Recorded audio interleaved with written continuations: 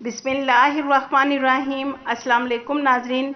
Saudi वजारत दाखिला ने 18 अप्रैल बरोज़ इतवार को प्रेस कॉन्फ्रेंस की और इस प्रेस कॉन्फ्रेंस में ख़बरदार किया है कि सऊदीया के मुख्तलिफ शहरों और मोहल्लों में लॉकडाउन लगाया जा सकता है। नाजरीन, अखबार 24 के मुताबिक वजारत दाखिला ने इतवार को नए कोरोना वायरस की ताज़ा सूरत हाल पर प्रेस कॉन्फ्रेंस में बताया कि सऊदी अरब में कोरोना SOPs की पाबंदी न करने वाक़यात रिकॉर्ड पर आ रहे हैं।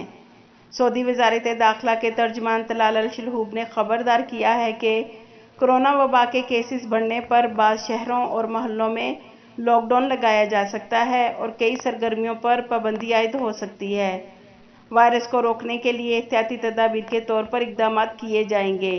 अगर वबा की शरह और नाजुक केसेस में इजाफा होता रहा तो ऐसी सूरत में ऐसे इक़दाम करना पड़ेंगे जो मुआशरे के लिए नापसंदीदा होंगे। उन्होंने कहा कि केसेस में इजाफे पर मुतल्लिका शहरों और मोहल्लों में लॉकडाउन लगाया जा सकता है। ट्रांसपोर्ट वसाइल मुअत्तल किए जा सकते हैं। वजारत दाखिला के तर्जमान का कहना था कि बाज़ मशहूर शख्सियात कोरोना SOPs की पाबंदी नहीं कर रही हैं। ये बात रिकॉर्ड पर आ चुकी है।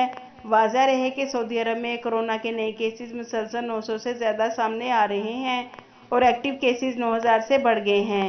ये थी नाजरीन अब तक की अपडेट। मज़ीद अपडेट रहने के लिए अगर आपने बसमा न्यूज़ को सब्सक्राइब नहीं किया तो सब्सक्राइब कर लें और बेल आइकन को प्रेस कर दें ताकि हमारी हर नई वीडियो आप तक बआसानी पहुंच सके। आपके कीमती वक्त का शुक्रिया।